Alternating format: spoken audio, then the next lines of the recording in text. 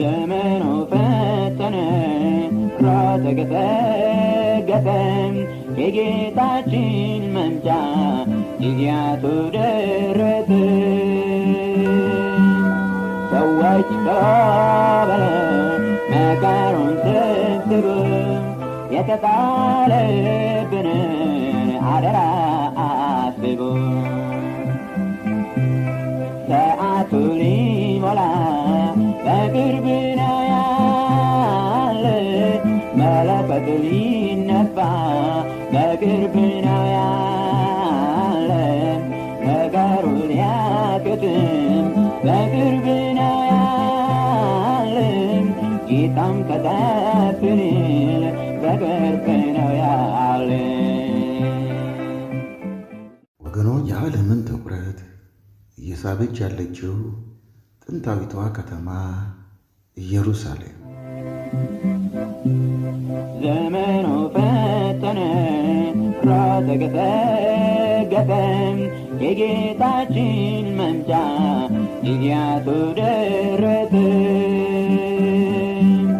ሰዎች ተባለ መከሩን ሰብስቡ። የኢየሩሳሌም ከተማን መነጋገሪያ እያደረጋት ካለው ነገር አንዱ ሊገነባ ነው እየተባለ ያለው የሦስተኛው ቤተ መቅደስ ጉዳይ ነው። ስለ ሦስተኛው ቤተ መቅደስ ከማየታችን በፊት የኢየሩሳሌም ከተማን ታሪክ እንመልከት። ኢየሩሳሌም የሚለው ቃል ኢየሩሻላይም ከሚለው ጥንታዊ የዕብራይስጥ ቃል የመጣ ሲሆን ይህ ቃል ሻሎም ከሚለው ከዕብራይስጥ ቃልም ጋር ተመሳሳይ ትርጉም አለው። የቃሉም ትርጉም በአማርኛ ሰላም ማለት ሲሆን ኢየሩሳሌም የሚለው ቃል የሰላም ቦታ፣ የሰላም ከተማ ማለት ነው። ኢየሩሳሌም የሚለው ቃል ለመጀመሪያ ጊዜ በመጽሐፍ ቅዱስ የተጠቀሰው በኢያሱ መጽሐፍ ምዕራፍ 10 ቁጥር 1 ላይ ነው። ኢየሩሳሌም በደብረ ዘይት ተራራና በጽዮን ተራራ መካከል በሚገኘው አብርሃም ልጁን ይስሐቅን ሊሰዋበት በነበረው በሞሪያ ተራራ ላይ ያለች ጥንታዊት ከተማ ናት።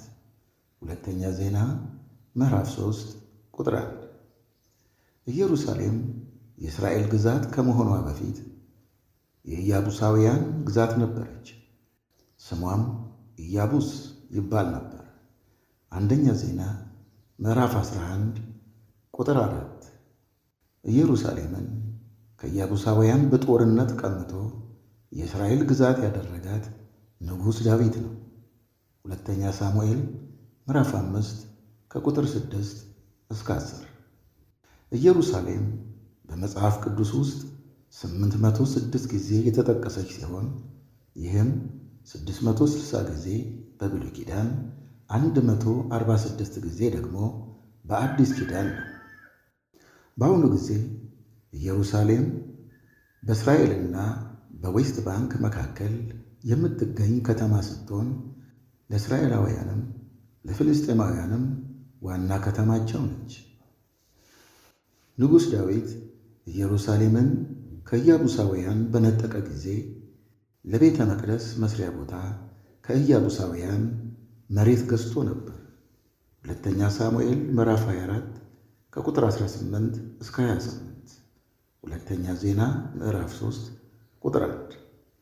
ንጉሥ ዳዊት ለቤተ መቅደስ መስሪያ ከኢያቡሳውያን መሬት ቢገዛም እሱ ግን ቤተ መቅደሱን አልሠራም። ቤተ መቅደሱን የሠራው በእርሱ ፈንታ የነገሠው ንጉሥ ሰለሞን ነው። አንደኛ ነገሥት ምዕራፍ 9 ቁጥር 1።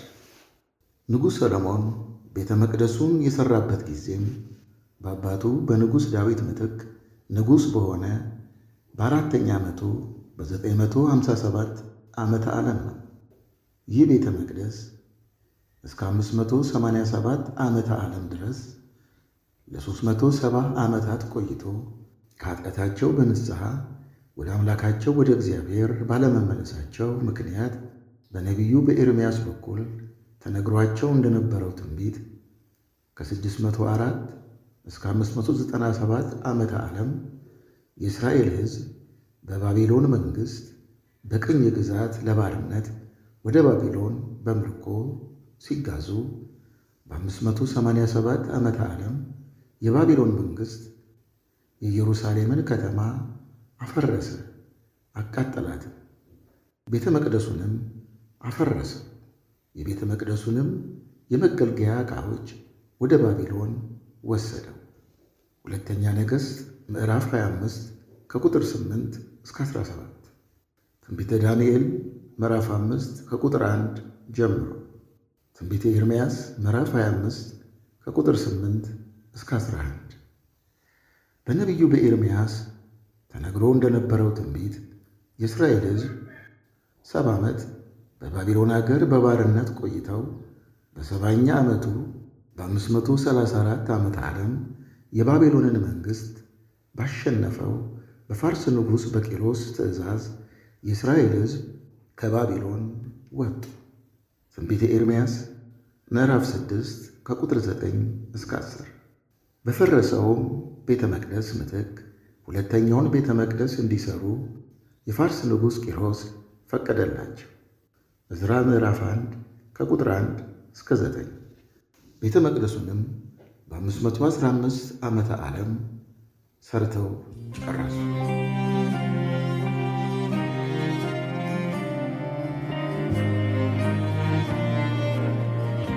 ሁለተኛው ቤተ መቅደስ በሮማዊው ሄሮድስ ትእዛዝ በር ባለው የግንብ አጥር እንዲታጠር ተደረገ። የእድሳትና የግንብ አጥር ሥራውን በ37 ዓመተ ምህረት ተጠናቀቀ። በሮማዊው ሄሮድስ ታድሶና የግንብ አጥር ተደርጎለት የነበረው ሁለተኛው ቤተ መቅደስ በሮማዊው ጀነራል በቲቶ በ70 ዓመተ ምህረት እንዲፈርስ ተደረገ። የኢየሩሳሌም ከተማም ተቃጠለች። እስራኤላውያንም አገራቸውን ጥለው ወደ ተለያዩ አገራት ተሰደዱ። በ638 ዓመተ ምህረት ፍልስጤማውያን መላውን እስራኤልን ያዙ። ሁለተኛው ቤተ መቅደስ በፈረሰበት ቦታ ላይም አላቅሳ መስጊድንና ዶም ኦፍ ዘ ሮክን ሠሩ። መስጊዱም እስካሁን ድረስ የሙስሊሞች ሦስተኛ ቅዱስ ቦታ ሆኖ የአምልኮ ሥርዓት እየተደረገበት ይገኛል። እስራኤላውያን በ70 ዓመተ ምህረት በሮማውያን ሁለተኛው ቤተ መቅደስና የኢየሩሳሌም ከተማ ከፈረሰችበት ጊዜ ጀምሮ አገራቸውን እስራኤልን ለቀው በዓለም ዙሪያ ከተሰደዱ ከ1878 ዓመታት በኋላ በ1948 ዓመተ ምህረት ከተበተኑበት ወደ አገራቸው ተመልሰው እስራኤልን እንደገና አገር አድርገው መሠረቱት። ቢሆንም ከ1948 ዓመተ ምህረት ጀምሮ አሁን እስካለንበት 2025 ዓመተ ምህረት ድረስ እስራኤላውያን በፈረሰባቸው በሁለተኛው ቤተ መቅደስ ምትክ ሦስተኛውን ቤተ መቅደስ አልሠሩም። የራሳቸው ግዛት በሆነችው ሁለተኛው ቤተ መቅደስ በፈረሰበት ቦታ ላይም አላቅሳ መስጊድና ዶም ኦፍ ዘ ሮክ ስለተገነቡበት አይሁዳውያን አምልኳቸውንና ጸሎታቸውን የሚያደርጉት ሁለተኛው ቤተ መቅደስ በፈረሰበት ጊዜ ሳይፈርስ በቀረውና እስካሁንም ድረስ ባለው የቤተ መቅደሱ ምዕራባዊ የግንብ አጥር በነበረው ዌስተርን ዎል በተባለው ግንብ ስር በመቆም ጸሎታቸውን በወረቀት ላይ በመጻፍ ወረቀቱንም በግንቡ ስንጣቂ ውስጥ በመሸጎጥ ነው። የሕያው አምላክ የእግዚአብሔር ቃል በሆነው በመጽሐፍ ቅዱስ የተነገረው በፈረሰው ሁለተኛው ቤተ መቅደስ ምትክ የሚገነባው የሦስተኛው ቤተ መቅደስ ግንባታ ሊጀምር በደጅ የሆነ ይመስላል። ዘመኑ ፈጠነ፣ ራተ ገሰገሰ፣ የጌታችን መምጫ ጊዜያቱ የሕያው አምላክ የእግዚአብሔር ቃል በሆነው በመጽሐፍ ቅዱስ የተነገረው በፈረሰው በሁለተኛው ቤተ መቅደስ ምትክ የሚገነባው የሦስተኛው ቤተ መቅደስ ግንባታ ሊጀምር በደጅ የሆነ ይመስላል። ለዚህም ማስረጃ የሚከተሉትን ምልክቶች በዝርዝር እንመልከት። አንደኛ፣ ከ10 ዓመታት በፊት የተቋቋመው ዘ ቴምፕል ኢንስቲትዩት የተባለው ሦስተኛውን ቤተ መቅደስ አሰሪ መንግሥታዊ ያልሆነ ተቋም የሦስተኛው ቤተ መቅደስ ግንባታ በቅርብ እንደሚጀምር ይፋ ማድረጉ We'll all see the building of the third temple in Jerusalem very soon. ሁለተኛ ዘ ቴምፕል ኢንስቲትዩት የተባለው ተቋም በሦስተኛው ቤተ መቅደስ የሚያገለግል ሊቀ ካህን እንዳዘጋጀ እየተነገረ መሆኑ። ሦስተኛ ዘ ቴምፕል ኢንስቲትዩት የተባለው ተቋም በሦስተኛው ቤተ መቅደስ ውስጥ የሚያገለግሉ ካህናትና መዘምራንን ማዘጋጀቱ። አራተኛ ዘ ቴምፕል ኢንስቲትዩት የተባለው ተቋም ለሦስተኛው ቤተ መቅደስ የሚሆኑ የመገልገያ ቁሳቁሶችን ማዘጋጀቱ። አምስተኛ ዘ ቴምፕል ኢንስቲትዩት የተባለው ተቋም ለሦስተኛው ቤተ መቅደስ ከወርቅ የተሠራ መቅረዝ አዘጋጅቶ በመስታወት ውስጥ በማድረግ ለሕዝብ እይታ በአደባባይ ማስቀመጡ። ስድስተኛ የእስራኤል ጠቅላይ ሚኒስትር ቤንጃሚን ናትንያሁ በራሳቸው የሥልጣን ዘመን ሦስተኛው ቤተ መቅደስ እንደሚገነባ መናገራቸው። Soldiers of Israel spoke 3 immortal words. Har habayit biyadenu. The Temple Mount is in our hands. The Temple Mount is in our hands. Is in our hands. ሰባተኛ የተለያዩ አገር መሪዎችና ባለሥልጣናት ለሦስተኛው ቤተ መቅደስ ግንባታ ድጋፋቸውን እየሰጡ መሆናቸው።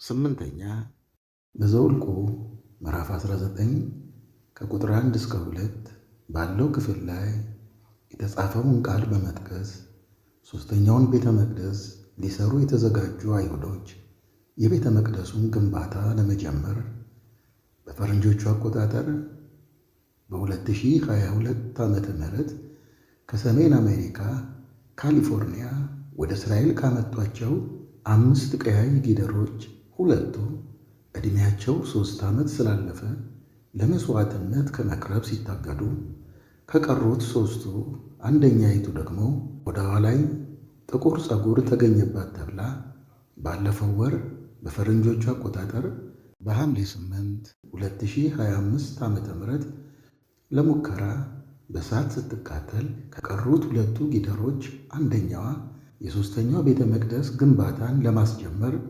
ለመሥዋዕትነት ብቁ ናት ተብላ መሥዋዕት ልትደረግ መዘጋጀቷ።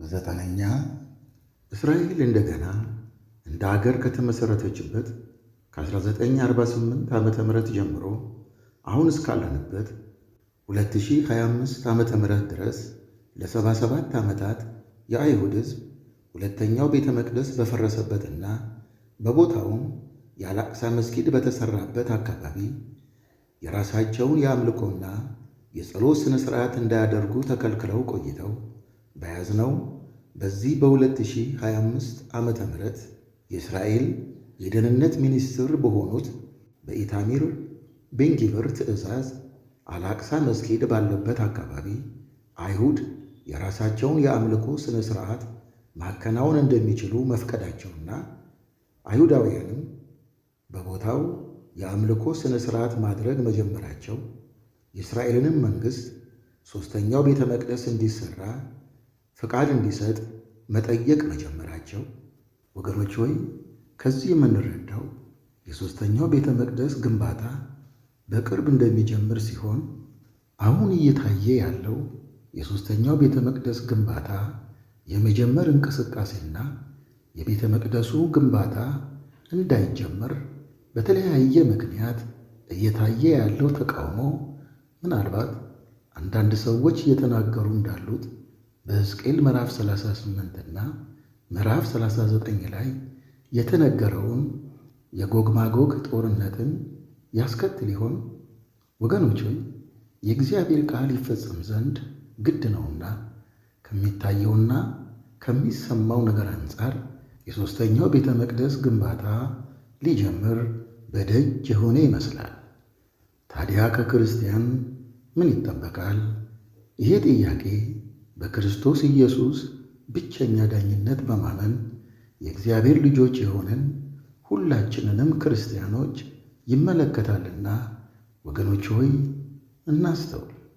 በማቴዎስ ወንጌል ምዕራፍ 25 ከቁጥር 1 እስከ 13 ባለው ክፍል በምሳሌ እንደተጠቀሱት 5ቱ ሰነፍ ቆነጃጅት እንዳንሆን ነቅተን ዘመኑን በቅዱስ ቃሉ እንድንመረምር የእግዚአብሔር ቃል በሆነው በመጽሐፍ ቅዱስ አደራ የተሰጠን ክርስቲያኖች የምንሰማውንና የምናየውን በቅዱስ ቃሉ የመረመርን ከክፉ የራቅን ቃሉን እንኖር። እየተፈጸመ ካለው መጽሐፍ ቅዱሳዊ ትንቢት አንጻር ያልተፈጸመውና ሊፈጸም ደግሞ በደጅ የሆነው የቤተ ክርስቲያን ንጥቀት ባልታሰበ ጊዜና ሰዓት በድንገት ሊሆን ይችላልና ወገኖች እንንቃ፣ እናንቃ። በዮሐንስ ወንጌል ምዕራፍ 15 ቁጥር 12 ላይ ከጌታ ከኢየሱስ ክርስቶስ እንደተሰጠን አደራ እርስ በርሳችን በፍቅር እንያያዝ፣ ቂምን፣ ጥላቻን፣ ሐሜትንና በቀልን አስወግደን የመንፈስ አንድነትን እየጠበቅን በተሰጠን ጸጋ በታማኝነት እያገለገልን የተሰጠንን የወንጌል አደራ በቃልም በኑሮም ተግተን እንመስክር። የወደቀውን በፍቅር እናንሳ፣ የተራበውን እናብላ፣ የተራቆተውን እናልብስ። ሁሉን በእግዚአብሔር ቃል በመጽሐፍ ቅዱስ እየመዘንን ቃሉ አድርጉ የሚለንን እያደረግን ከዘመኑ ክፋት እየራቅን በማቴዎስ ወንጌል ምዕራፍ 25 ላይ በምሳሌ እንደተጠቀሱት 5ቱ ልባም ቆነጃጅት በማስተዋል እንኖር። ጌታም ለሁላችንም በያለንበት ጸጋውን ያብዛልን። አሜን። አዘጋጅና አቅራቢ መስፍን ጉተማ። ዘመኑ ፈጠነ፣ ራተ ገሰገሰ፣ የጌታችን መምጫ ጊዜያቱ ደረሰ። ሰዎች ተባበሉ፣ መከሩን ሰብስቡ፣ የተጣለብንን አደራ አስቡ። ሰዓቱ ሊሞላ በቅርብ ነው ያለ፣ መለከቱ ሊነፋ በቅርብ ነው ያለ፣ ነገሩ ሊያከትም በቅርብ ነው ያለ፣ ጌታም ከታች ሊል በቅርብ ነው ያለ።